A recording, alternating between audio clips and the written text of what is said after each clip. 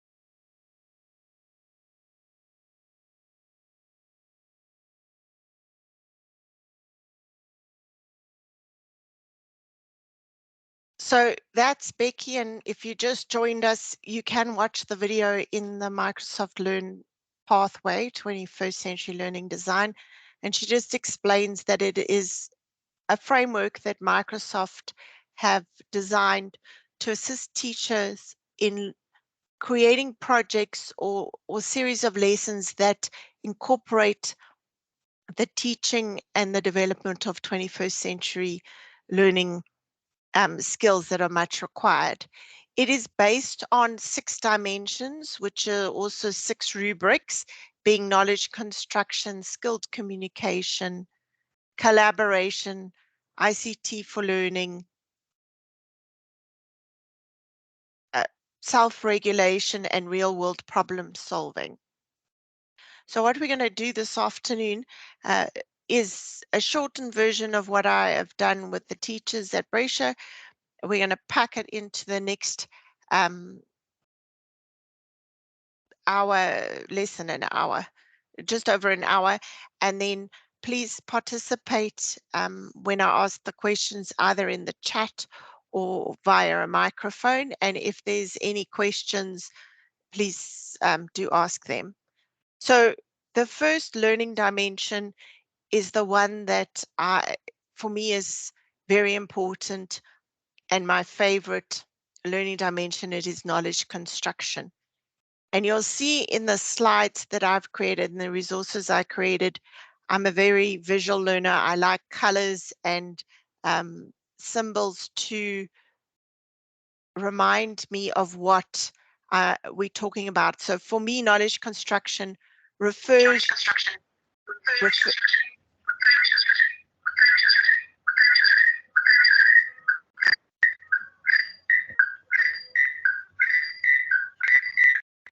okay, sorry, we just had a bit of feedback. So knowledge construction is about building knowledge, like building a building with cranes, yellow for hard hats. It's about thinking, hence the hard hat. For those people who are matric teachers, I'm a matric CAT teacher and IT teacher. It's that Bloom's higher order thinking, or if you do Tim's or the house, it's the roof. So it is about constructing new knowledge out of what we already know. And if we look at the pictures on the screen, school hasn't changed in over 100 years. But last year when I talked about this in 21st century learning design, there was no such thing as ChatGPT at this time last year. So it's very important that we give our the people that we teach, the students or the learners that we teach, and sorry, I teach girls only, so I might refer to them as girls, the skills to cope in a world that we can't imagine. And knowledge is no longer the currency of that world. If you can Google the answer, anybody can Google it, whether you're 3, 5, 35, 55, 95, if you can find the answer that you're looking for in Google, that's what they do. It's becoming, if you can get ChatGPT to give you the answer, that's what people do. So it's about what you can do with what you know. So I developed these infographics about the learning dimensions based on the learning pathway that you can do on the Microsoft Learn platform. And also there is in there a link to a OneNote, which has more information and extra resources and videos. And also as our time as teachers at Brescia and going through this a number of times. So each dimension has a rubric, and this is a version of the rubric and the knowledge tree combined on the right with the little yellow person. And the way it works is in the box, it asks a question, for example, requires knowledge construction. And if the answer is no, it stays in the box, which is level 1. There's no level noughts in any of these rubrics. And if the answer is yes, you go to the next block or the next step up. and that's also why for me they're in steps, because they build on each other. Is it a main requirement? And then obviously if you answer yes, you go up to the next step. And if you answer no, you stay in the block, and that's the level you're at. So what is knowledge construction? Well, it is those 21st century skills, Bloom's targets of interpreting, analyzing, synthesizing, evaluating. In other words, it's more than just knowing or understanding. It's, can you do something? Can you evaluate what you know? Can you apply it in a different context, which is step 3, but it is more than just, can I write it down again? Or can I put it in a PowerPoint? Or can I reconstruct it in Minecraft? And the next question is it the main requirement? And the main requirement is time, effort, and marks. So whenever we think of a project that we give the students in our class, we decide whether what is the most important thing of that project. Now, there are 6 rubrics. You don't have to meet the top of each rubric every project you do. So the idea being that over a term or a year or a set of work, that you change the level in your different tasks and projects that you give the students to develop their skills. There is at the end an example of a project that will meet every top level of each rubric, but that is not necessarily what you have to do. You can take your project and just step it up in knowledge construction this time, and next time, the next one, which is collaboration, step it up in that dimension. So in knowledge construction, after understanding that it is more about just telling the teacher about what the teachers taught them and making it pretty in ICT, or using an ICT tool like Minecraft, it is about a new context. So if we were talking data, it's if you think of Excel and you have a column of numbers, and you add it up, and you go and give them another column with another set of numbers, and you tell them to add, that's not a new context. It's now, do you know when I explain it in words to use the sum function? Or if you were doing a project about elephants, telling a child to create a PowerPoint presentation on the elephant is not knowledge construction. Asking them to make a presentation as the head ranger of the Kruger Park, where you've counted the elephants and you're presenting how many elephants there are in the Kruger, and if there are too many, what the solutions to, requires knowledge construction. It requires them to understand all about the elephants, how they eat, where they live, how much water they consume, how many elephants you should have in a hectare. But they are making a decision, and often that there's no right or wrong answer. It's about how well you justify your answer. So if one person says they're going to relocate the elephants and their reasonings are based in fact, it doesn't make their answer wrong compared to somebody who's going to cull the elephants, or vice versa. So it's, can you take what you know and put it in a new context and draw on those that knowledge? And then the last step, which makes it a level 4, which is something that we generally don't do in schools, is the question of, is it interdisciplinary? And in Microsoft, this rubric, interdisciplinary, means that are more than one academic subject working together. So at Brescia, in our 3rd term of grade 9, we actually have a whole section where our grade 9s do elective, what we call 21st century 21 CLD projects, and they are created to meet as high as we can on each rubric, and they created interdisciplinary. So for example, we had at the end of last year and will be repeated in this third term, the IT and business accounting EMS teacher working together, and the project was about taking a piece of land that the builder had now gone bankrupt, and using their accounting, business skills, marketing that they learn in EMS, and then they learned how to do Tinkercad in IT and drawing floor plans. They reimagined that piece of land and created a new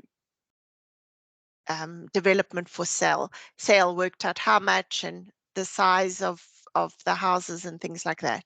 We also had one where science and music worked together, where they studied how science waves worked and then created musical instruments and pieces of synthesized music, but from a scientific point of view, and graphing sound waves and understanding how that affects what we hear. So those are what are referred to as interdisciplinary. We don't often have time in our timetable to do those kind of things.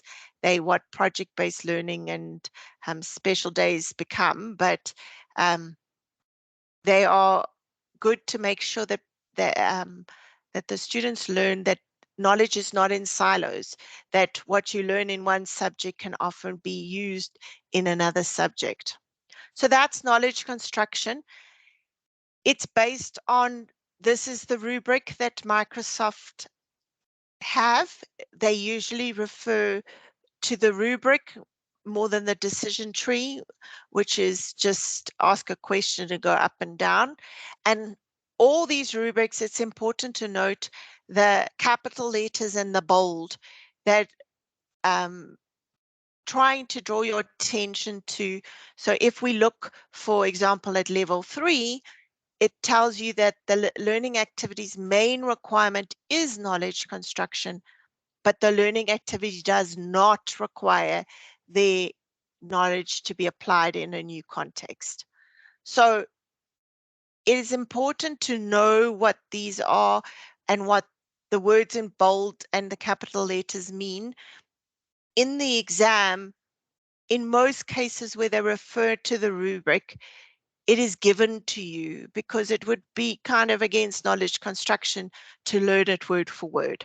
But the more you work with it, the more you learn that, for example, if a project's talking about interdisciplinary, the only way you can get to level 5 is having the most time, effort, and marks of knowledge construction, which makes it a main requirement, and it requires you to have a new context. So you start to pick up which ones give you the keys to knowing which level we're referring to. So in the exam, and I just need to make me disappear from in front of the words now, these are the kind of questions that you get. And please note, these are, when you write the exam, you do a non-disclosure. These are tweaked questions from the actual exam that I've changed a little, but you get a story and multiple choice, or match the columns, or drag and drop. The big trick about the exam is that there is always lots of reading. So the first tip is that to look for the question. Look for, in all that writing, what are they actually asking? And they're asking in this question, which of the learning activities require your students to apply their knowledge in a new context? So if we think about it, a new context is learners must abstract what they've learned and look at it from a different perspective to apply it in a different situation, not just use a different data set or a different type of technology. So with that in mind, now you can read the story and says, your students are learning about the water cycle. In the past, you have told them all they need to know and given them notes and diagrams. So you want to create a 21st century project for them. So which of these, A, B, C, or D, will get to a level 3, a level 4, where they have the main requirement is knowledge construction in a new context. So I don't know if you'd like to guess in the chat or take a microphone, and A, B, C, or D. It is a multiple choice, so you can only choose one. So we have one guess being D. Any other guesses? D. Okay, so here, another tip about the exam, don't get caught between all the IT speak in it. So using Minecraft to recreate a water cycle is basically doing what you already know.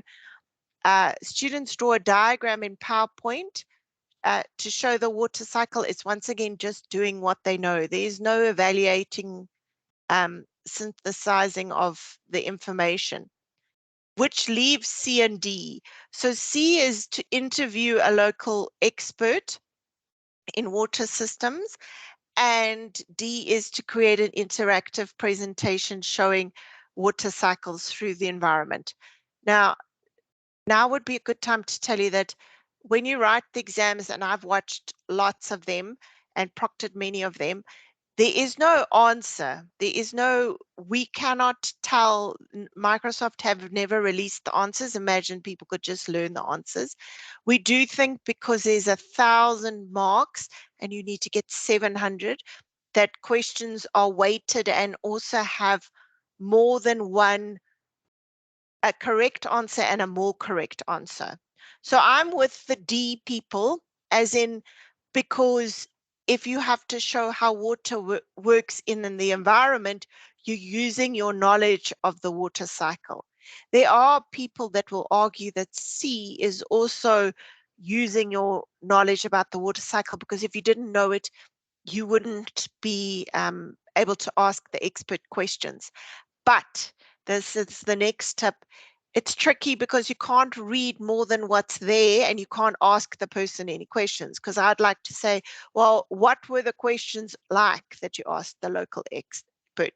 Did you even ask about the water cycle? So I would also go with D. There are some people who will argue that C is a valid answer. I can't tell you for fact which is the 100% right one. And one thing in the exam you will learn is to go with your gut. If you feel that you could argue that point, the chances are you are right. So the next question, remember, is to look for the actual question, which is that you have to say yes or no to each one of these, A, B, and C, if the activity involves knowledge construction. So are there any people who would like to guess if A, B, or C, any of them get the answer yes? So in other words, they do take their knowledge and apply it in a new context or in a different way.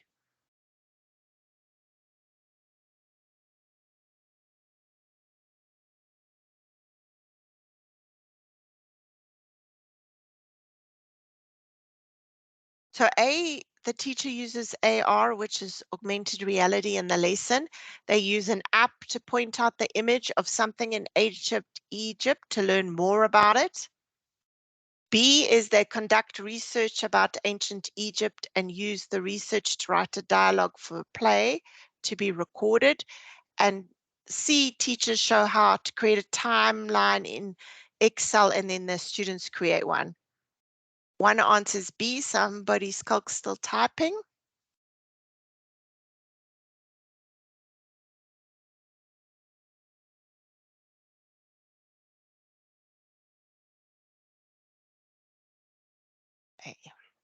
Okay, we have another take on A, and Skulk's still answering. I don't want to steal his thunder before he types his answer in.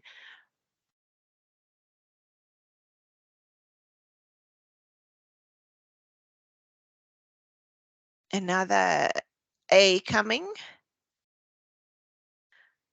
and another A. Okay, so now here I would say let's start at the bottom. If you create a timeline in Excel, wherever you create a timeline, it's just rearranging knowledge. Okay. Question B, if you have to write a dialogue for a play, whether or not recorded is actually almost the extra information you didn't need to know. Is that not new context of writing about ancient Egypt? So you had to understand it, but now you're going to have a play with the Pharaoh and his servant. For me, that is, yes, it has got knowledge construction in it.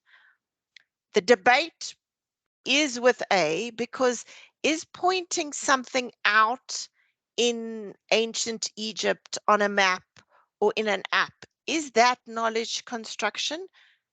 Yes, you have to understand. So let's say if you say, look for the pyramid, they have to find the pyramid. So they would have to know what a pyramid looks like. But is that really a new context? My gut says no, but there could be a point that an argument that yes, if you don't have any background to ancient Egypt, you wouldn't know what the pyramid was or anything about it. So sometimes also just ignore all the technology they're talking about, because the question wasn't really about AR at all. It's more about, can you point to something and then learn more about it. So there is a person typing, but this is what the decision tree looks like. Is it has the questions along the top, and if you say yes, you just keep going to get to the top level, and if you say no, you bounce out of the tree. And there's one for each of them. They were redesigned. Anybody who did this course a few years ago, last year, they got their new colors, their new badges. After I went with knowledge construction being yellow, Microsoft chose orange. So but this one is not a, they don't give it to you in the exam, and it works for some people, and but for the main one to keep going back to is their Microsoft actual rubric.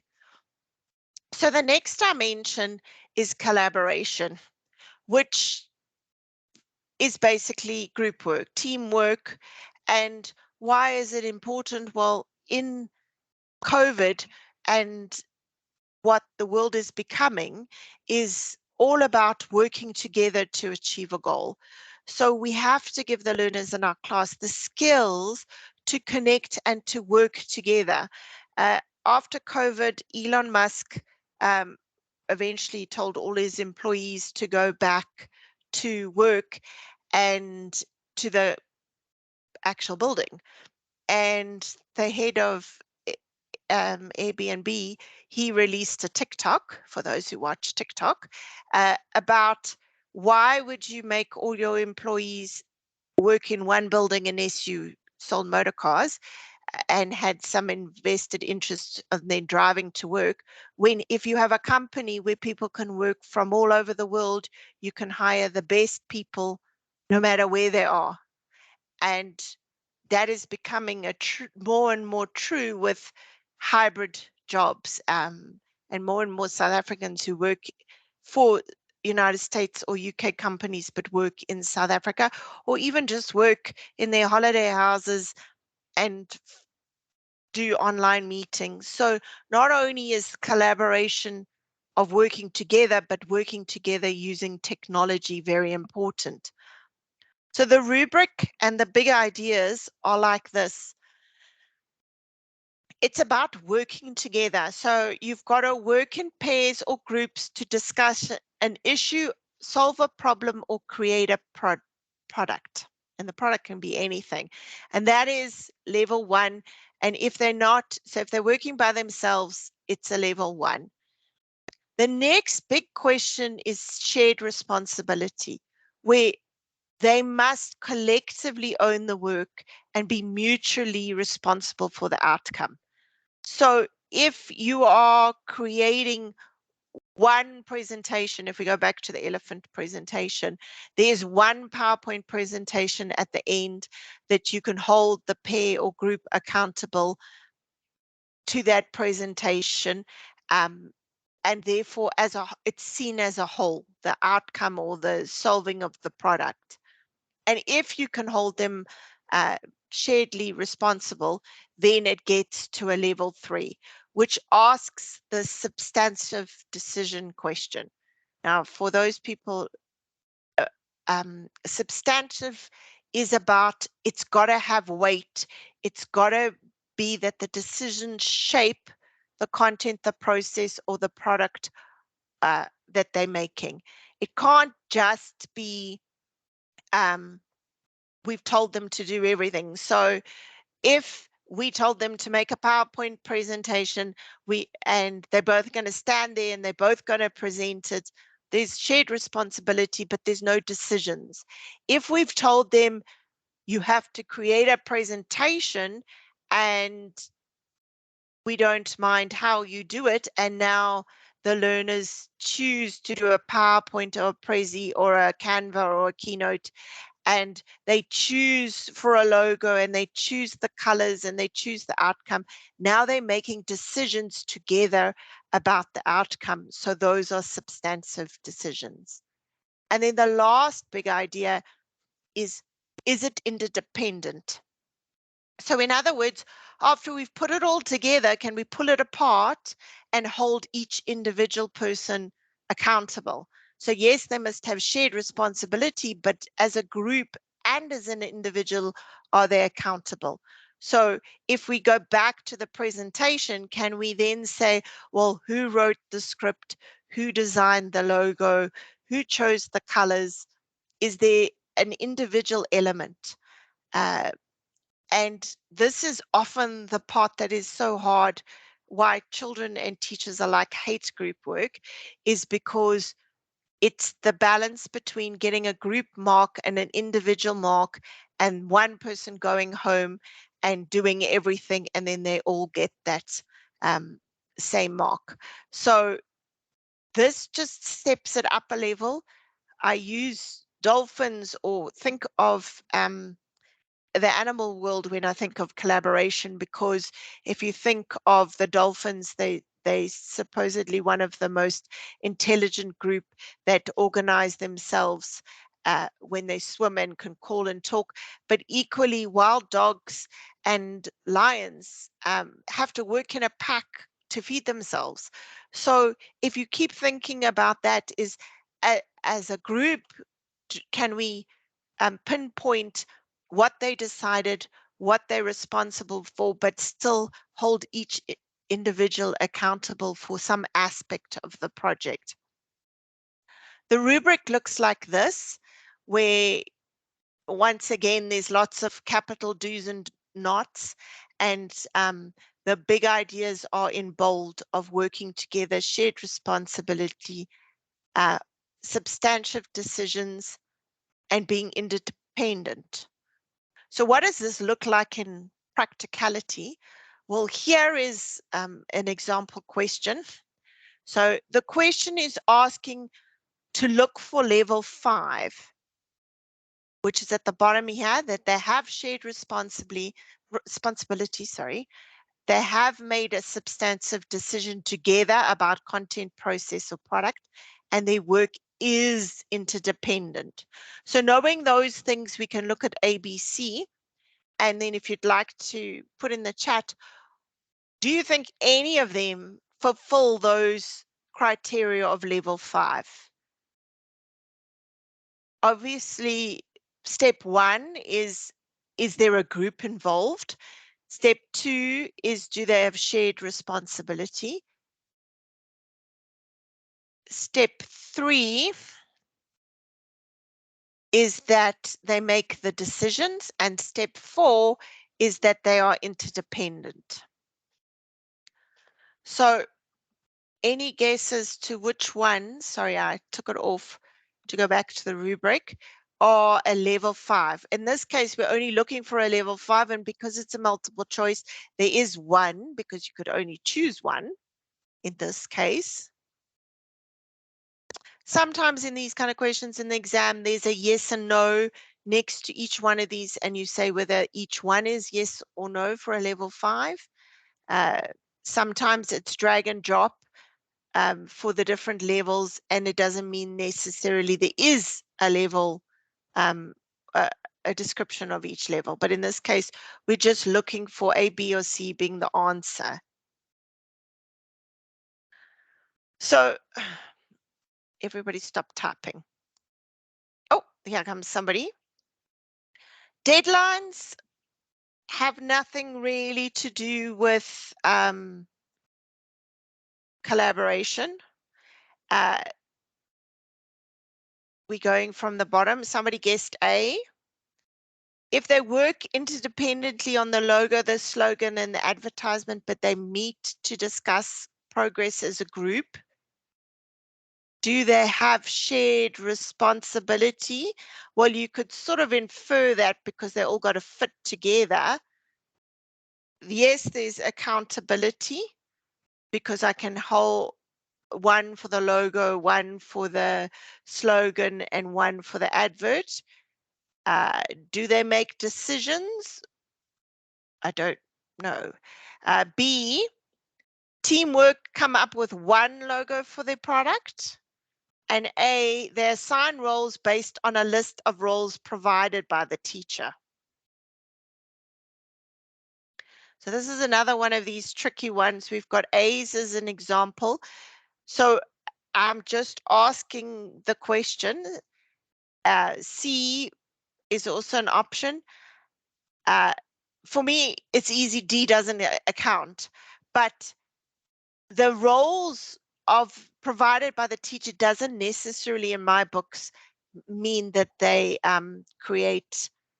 they make decisions together. If you think of a company, how often does the marketing manager meet the finance manager, other than if the marketing manager wants to spend the finance manager's money? So that's one way. That B, it's one logo. So can I hold each person accountable? So I also would be leaning towards C, where they each have a part, but it's got to be together discussed. I would have liked a bit more detail, like it's got to go into a presentation. But yes, I would guess that A and C are the decisions and the discussion between which makes a complete level 5. The question 2 is you need to identify the level of each activities. So if we pop back to the rubric, 1 and 2 is that do they work together in pairs? And they have 2 is shared responsibility. So the first one is a whole class discussion. So that's not pairs. So that's a level 1. We didn't even get out the starting blocks. So that's B is a little bit more detailed. They use Office 365 to share files for a project on an environmental issue. Students make assignments to collect data and graph data, and then they incorporate the data in the written report. Finally, students work together as a team to create a sway to the final results.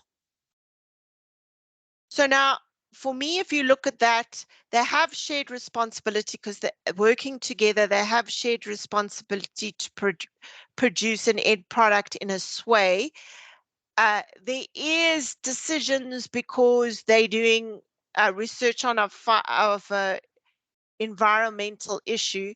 The question is, can you hold the people independently accountable or not? So argument 1 is, well, yes, you've got different. So if they're implying that you first collect the data and the graph the data is done by one person and then written the report is a different person, then you've got individual accountability.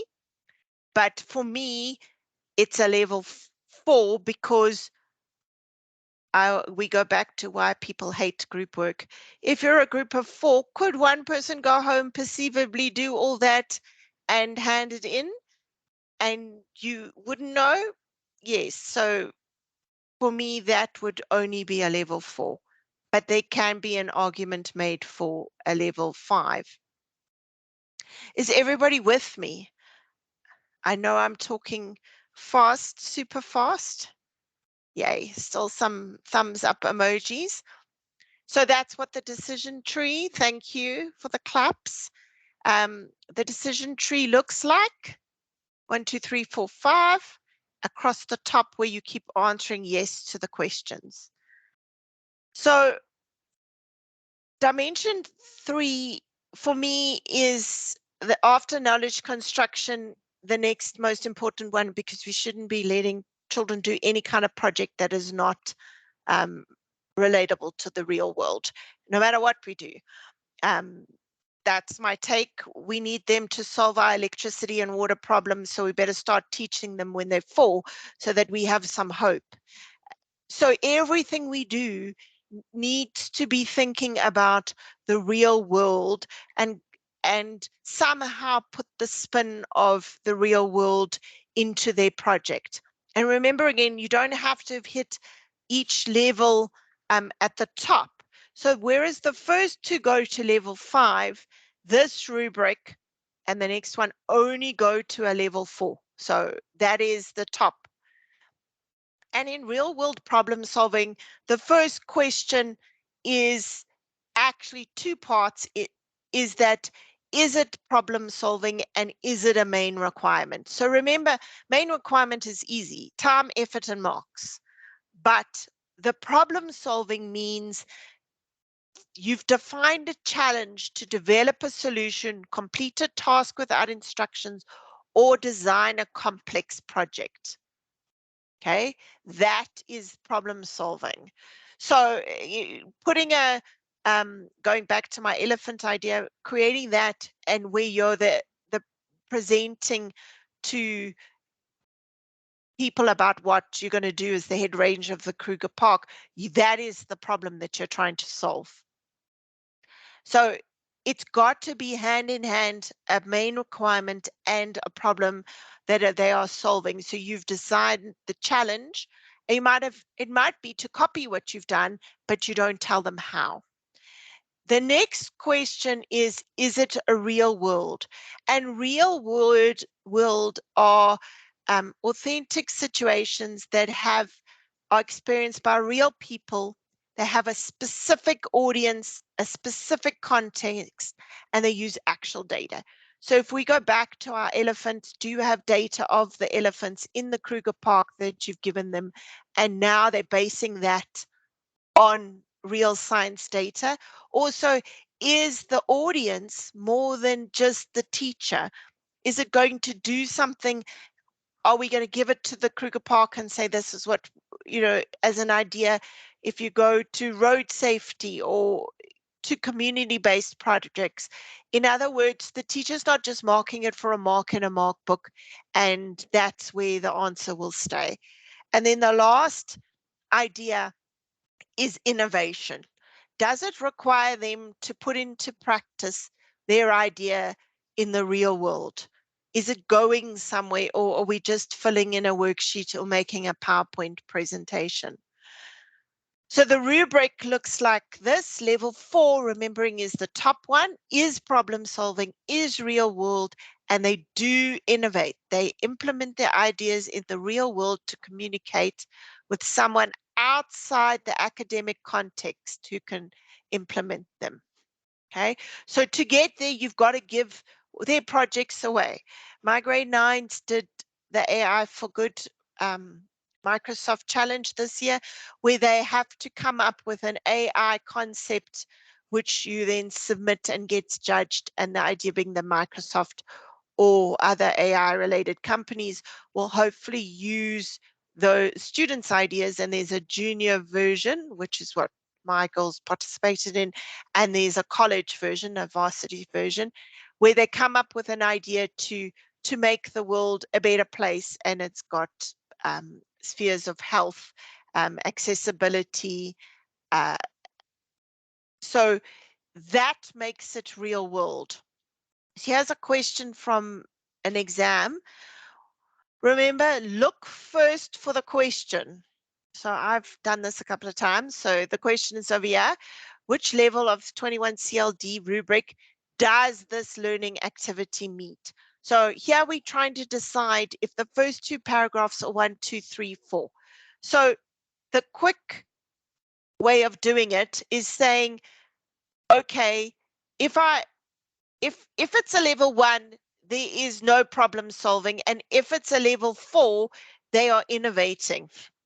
So if you read through the question and say that the city officials community recently announced that the local recycling program is being overhauled because of the cost of improper waste disposal has been rising each year.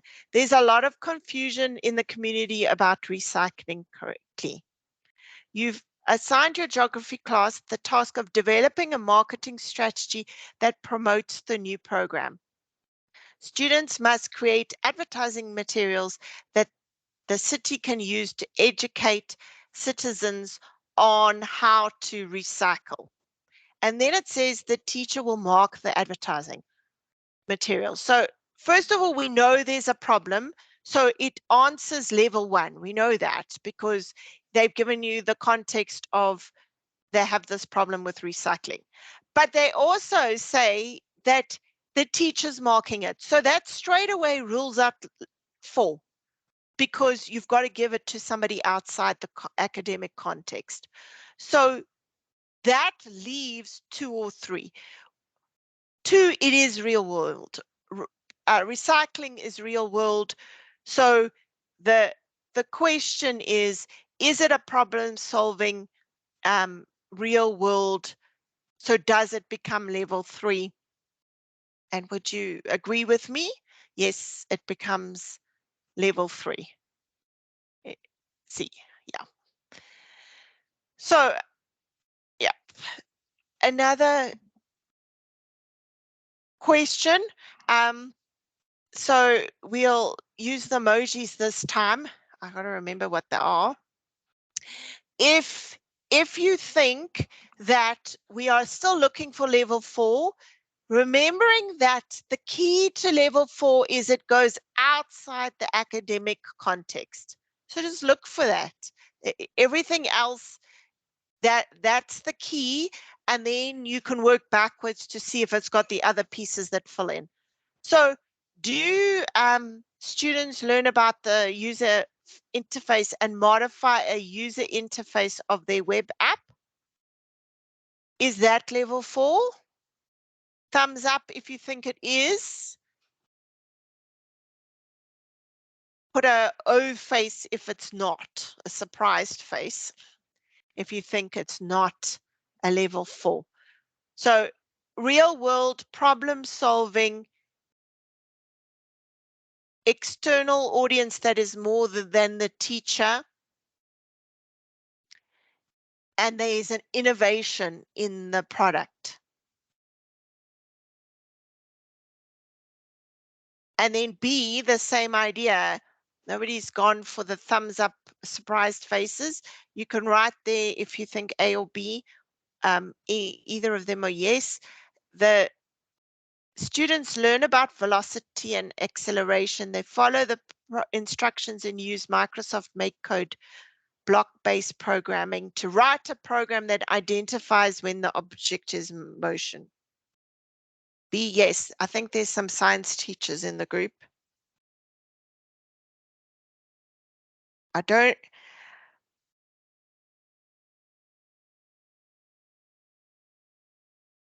So for me, the problem with B is it doesn't talk about anybody marking it. It doesn't even talk about anybody marking it. So they follow instructions. So is that a challenge, problem-based? Yes, the thing is a problem-based where they identify the object is in motion, but it says they follow instructions. And then the web user activities, though, that refers to the interface of their web app, which means it has an external audience. I don't know if there's any innovation in their app.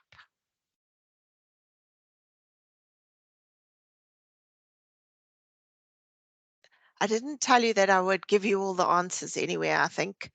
So if we look at it from the tree, decision tree, is it problem solving? There's no problem given in the first one, and in the second one, they tell you they follow instructions. Is it a real world problem? Well, an app is a real world problem. Sorry, wrong question. But is velocity and acceleration and an object being in motion a real world problem? And is there innovation? Well, we don't really know what they do. So as with real world, everything's green, recycling, that's what we think of when we talk about real world. On the other hand, the next rubric is skilled communication. And for me, I think the news, CNN, Fox, Sky, EWN, whichever news broadcast, SABC that you listen to, watch, for me, the big ideas in these rubrics are all relate to being in the news. And why is it important? Well, we have to teach the students in the 21st century how to leverage technology and platforms like TikTok, Twitter, Threads, Facebook. They will tell you that's for old people, but they have to know how to communicate and get their ideas across. And therefore, the art of communication is still extremely important, but it needs to embrace technology when it does it. And when you think news answers the first two big ideas of it being multimodal. In other words, it has to have more than one type of communication modal tool for those people who are not language teachers. In other words, writing and pictures or video and text. Extended is that it is a set of connected ideas. So it's not simple. Now, neither is the rubric. It's got, out of all of them, it's got a question that doesn't have a level that's supporting evidence. It also has more than one way to get to level 3. So you ask the question, is it extended or multimodal? And if the answer is yes, it doesn't move to level 2. It actually asks a second question of, is there supporting evidence that proves that it is extended or multimodal? And if you then say yes, it goes to level 3. If you say there's no supporting evidence, but remembering that it was multimodal, but it's aimed at a particular audience, a specific set of people, then you can still get to level 3. So evidence is about, they must explain their ideas or support their thesis with facts and examples. And remembering that is, they can't just argue their point in debating. It has to be that, and the latest matric orals are like that. They have to add images or graphics or things to support their argument. The last part is the audience specified? So, and did you choose for your audience? So if we think of all the bias that exists in the two different American news outlets, Fox and CNN, they definitely select what they're telling based on their audience. So it's about, is it more than just writing or pictures? Is there evidence to support that there's more than just writing and pictures? And are we applying it to a specific audience? The Microsoft rubric does look very strange because it's got this all in level 3, because there's 2 ways to get to level 3. To get out, you've got to have extended communication or multimodal, but they don't have to have evidence or a particular audience. But in level 3, they have supporting evidence or they have a particular audience, but they don't have both. So the audience and the evidence are the parts that if they're both there, get to level 4. If they're not both there, it's a level 3. And obviously, if it's only written and it's not extended, then it stays in level 1. So here, the question is asking in the ABC, and sorry, I do know it's small, especially if you're watching on a laptop. Those ABC are actually just written out in words what the rubric says. So A is they're required to produce extended and multimodal communication, but they are not required to communicate for a particular audience. So we're talking about they wouldn't get past level 3 because there's no audience. The B is they're required to produce communication designed for a particular audience, but they don't have to have supporting evidence. We're still in level 3. C is they're required to produce the multimodal extended communication for a particular audience, and they must provide supporting evidence. And then the last one is, so that makes it a level 4. And the last one that says they don't require to produce extended or multimodal communication. So that's at the bottom in level 1. So basically, if you read all these stories, what is the project doing? So one of the key things is evidence and the other one is audience. So if we read through the question, it's about a lesson on settlement areas and defining urban and rural and sub-settlement areas. So the activity uses PowerPoint, and the activity characteristics are they work in small groups to find photos representing the different settlement areas. Okay, so now we got images. Second of all, they write a paragraph defining the similarities and differences they see in the photograph. So now we've got words. So we've got extended and connected ideas and multimodal because there's 2 aspects to it. Then they explain how the photographs and the paragraphs support the definitions of rural, urban, and suburban. Then they create MS Photos to create an educational video explaining the different settlement areas for younger learners. And then lastly, they can narrate using digital inking and music. So we go back to extended and multimodal. So yes, it's a top of the food chain, level 4, one of the best skilled communication kinds of projects that you can get. So it's just a different way of looking at the question. The next one, these are also yes, no. You have to decide if they are level 4 for each of these questions.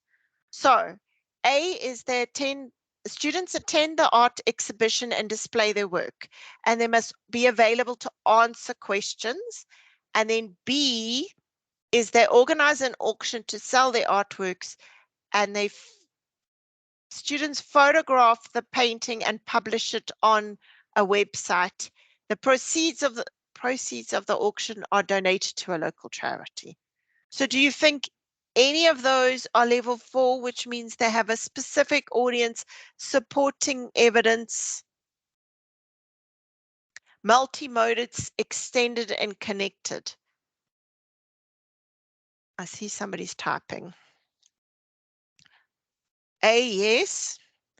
They answer questions to the attendees, yes.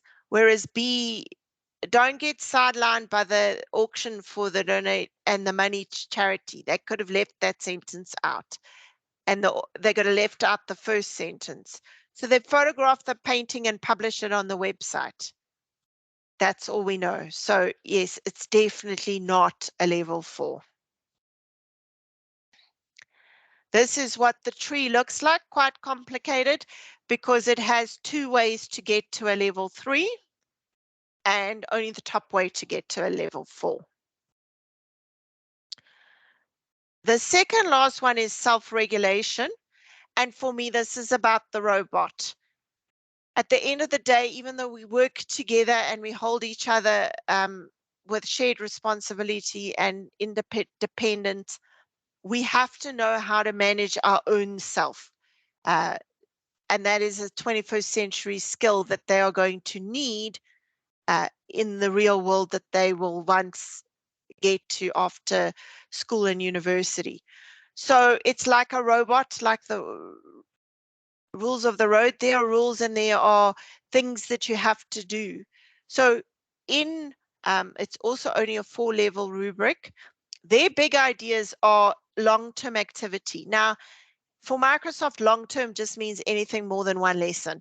If they're connected together a substantive period of time and the process, for me, the importance includes drafts. In other words, you get more than 1 version of it. So if you're a history or an English teacher and you make them write a couple of versions of their essay, that's got drafts and long-term activity. If you require them to do it in 1 lesson, it's not likely to have any kind of drafts, but it can be anything more than 1 lesson up to, we would probably think of a term or a month or a module or that, or a week's worth of work or till the next cycle test, that kind of thing. So the second activity, which is the second main idea is part of the first box, is it's got to have learning goals. Now, we very rarely do projects that have no learning goals since the outcome of OBE. We have what are you trying to achieve and how they can succeed, most often in the rubric, as well as with the information given to them about the project and the what they have to do. So if it's long term and it has learning goals, then you get out of level 1 because the person can actually measure themselves against the learning goals. Then it is, do they do planning? How, when, where, who, where, how, what steps, what schedule they're following.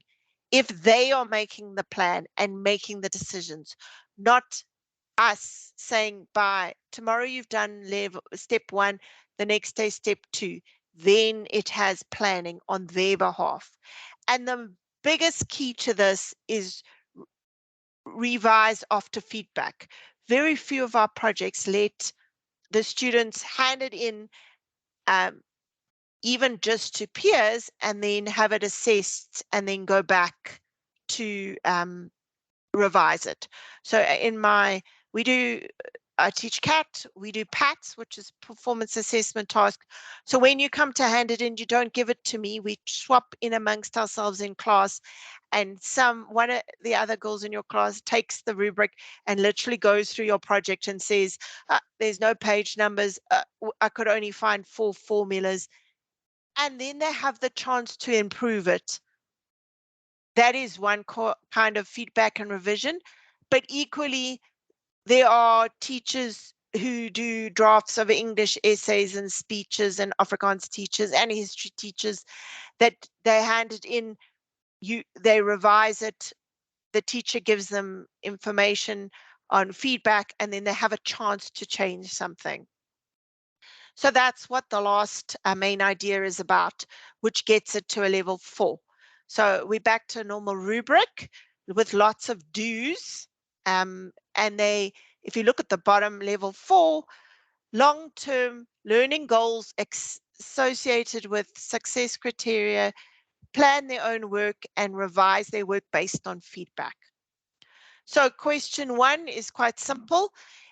Based on level 4, who can provide the feedback, students and teachers, and it can be used to revise. So in the test, these could be dropped down or drag to fill in the blank lines. Question 2 is more like the questions we used to have been looking at.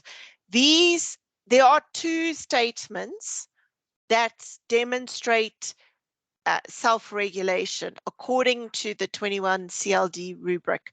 Which 2 statements are they? So just imagine they had A, B, C, D, and E.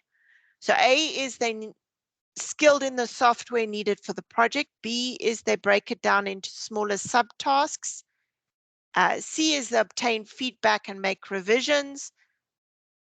D is they're part of a target group for advertising campaign. And the last one, E, is they work in teams comprised of marketing and graphic design. So remember, we're looking for things like long-term learning goals, planning, revision, and feedback. B and C. Yeah. B has got smaller tasks, determine how to divide the work, that's planning, and C's got the words feedback and revisions. So that's what the self-regulation tree looks like. It's back to a more simple one.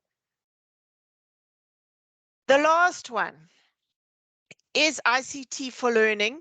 Now, it's only one of the dimensions. It is the dimension for me that underpins all of them because it is all about using technology, but it incorporates to an extent real world problem solving rubric and the knowledge construction rubrics, because after asking the question of does it require ICT, so it's, for example, if we go back to a language teacher saying to a child, you can hand your essay in typed or not typed. So there is a potential for using ICT. But the next question is, does it support knowledge construction? So if we go to an essay, typing your essay doesn't make your essay any better than not typing it. Yes, it might help with spelling and grammar, but it doesn't help you interpret, analyze, synthesize, or evaluate the ideas. That's what this level 2 of this rubric has to do, is that the ICT has to support you in achieving those goals in whatever your project's about. Then the question is it required for knowledge construction? In other words, they wouldn't have got there if they hadn't have used the ICT. They wouldn't have been able to draw the conclusions. And then the last thing is their product. So we have some of the science equipment in our school where the car goes and it graphs the speed of the car, and then so you can tilt it on an incline and work that out. So that definitely aids in knowledge construction, and it makes it easier for the modern child to understand it. But it doesn't mean they couldn't have got it any other way. They could have read a book or watched a video. So that's where it comes. So it's more about in the doing, in the creating of this product, that they learn something new. And then obviously they have to create a product that supports real world problem solving and innovation. That's where the knowledge construction and rubric comes in to supporting knowledge construction and the real world problem solving into level 4. It goes back to a 5-level rubric and with lots of ands and not many buts. So it's knowledge construction and ICT with a product for authentic users, in other words, real world. So this is one of these questions where you would probably drag the level 1, 2, 3, 4, 5. Please note in the exam, it'll tell you that it doesn't mean there's one for each level. It could be that one level is used more than once and one not at all. So if we look at that quickly, the students work with a partner to design a program using make code block programming for math students. So that's got authentic users in there. You could say coding is innovation. The second one is they learn how to take notes in OneNote.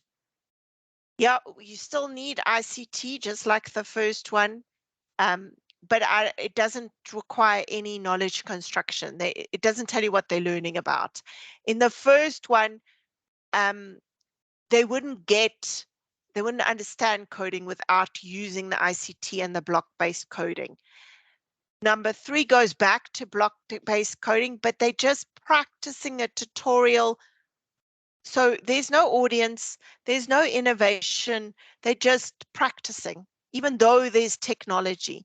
And yes, the technology assists in knowledge construction, but could they have got it some other way about a loop? I'm an IT teacher and I often teach with colored pens and empty boxes. So for me, they could have got there to understand a loop without that code. Then they watch an instructional video explaining how the computer programmers solve problems. Yeah, that they could have definitely got anywhere else. And then lastly, they investigate loops by debugging code, which also means there's no innovation. To a point, you could say figuring out somebody else's mistake in code is innovation, anybody who's a coder out there, but there is no audience that are written there. So I wouldn't have thought, so it doesn't get to the top level 5. So the decision tree looks like this. It has back to normal 5 levels, ask a question, yes, or no, and it drops out of the question. So in the exam, you get a whole lot of those questions, and then you get case studies, which this is an example of a case study. So what happens is they tell you a story. There's a whole lot of buttons, which I'll show you in a minute, where you can find out more about the learning activity. And then they ask you questions based on the 6 rubrics, not necessarily all 6 of them, some of them. And then you have to decide whether it is a knowledge construction, what level it goes, and you've looked for these pieces of information in the story. These are the anchor lessons that are found in the OneNote if you do the learning 21 CLD learning pathway. So here, for example, this story is all about doing business in Birmingham. This is the example they have of a project meeting all the levels, the top levels. So remembering that knowledge construction and collaborations have 5s. This is what the words would be that explains a level 5 in an activity, that it has what they're telling for real world problem solving and collaboration, and then skilled communication, self-regulation, and ICT. So, and then they ask you, based on this knowledge, what would you decide ICT for learning is? And it is the top, in this case, the top of the rubric, because it has a product that they designed for a particular audience. They design these sites to interact with their audience. So that being said, and we have a few minutes left, how do you write the exam, or what is the exam like? So it's written on Certiport. As I said before, it's a global exam. Don't get confused if you register to write the exam and then I send you the link that says technology literacy for educators. That's what the actual exam is called, though you get your Microsoft certified educator badge incredibly, and you get that certificate that says Microsoft Certified Educator. On the website, you get the learning objectives, which just outline what is covered and what you need to know. But that is a reflection of the learning pathway in Microsoft Learn. It is based on these 6 rubrics. As I said earlier, the rubrics in most of the questions, and I do say most, there are a couple where it refers to the rubric, but the rubric is not there. But in most rubrics, this is accessible in the question or in the information for the case study. In order to write online, you have to have a Certiport login and credentials, and you need to know them, and it's the first thing you need to do when you log in. When I send you a link, it downloads. We meet in a team so I can give a voucher code before you run the secure browser, because the secure browser locks your machine. You can't alt tab or go to any other parts, and it kills the Teams call. So we just make sure everybody's got what they need, understands what to link, and that's why I also give my cell phone number. Then you get asked for a voucher code, which I give you, which is what Microsoft so kindly sponsored for people to write.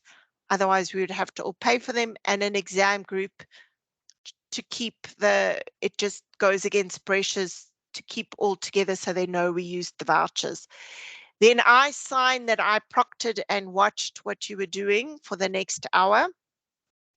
And your time for your exam starts when you press start the exam. It gets to a point where it asks you, like, confirm with the proctor you can start. Yes, you can start. You say start the exam, and that's when your 60 minutes start. There's a little bit of conflicting places where they tell you 80 minutes and 40 questions. It is 37 questions and 60 minutes. This is what the screens look like. There's a big green clock. Underneath it, you need to pay attention because you will see they come in blocks of like 27 questions. That is, if you look in the top right, where the rubric is at the top and there's questions underneath it. In the bottom left, that's an example of a case study, and there are a 3, a 3, and a 4. So there are 3 case studies, and then this block of 27 questions. And then in the gray case study one, if you click on the question, that's where you get the question. But then if you click on the rubrics at the bottom, you get the rubrics. And then there's the learning activities is second from the bottom, because that's generally where I go first. In the top left, just be careful with the yes, no questions, that there's no slide scroll bar on the right, because I've had it before where that people don't realize that there's actually more questions. They just see 1 and don't realize to scroll down to 2 or 3 more. And then in the bottom right, here's an example of, there are very few of these that are just technology tools specific, where there's an example of what would you do for, which product would you use for this lesson? And then at the end, when you say finished exam or your exam time's up, there is lots of reading. You have to be quite fast. It goes back to a blue screen in the virtual machine, and then the scroll bar goes across, an orange one. Please wait, and then you will get immediately your score. You need 700 points out of their 1,000. This is all we know. What percentage of the questions for each section there are, and what you scored against that, and whether your overall score was over the required 700.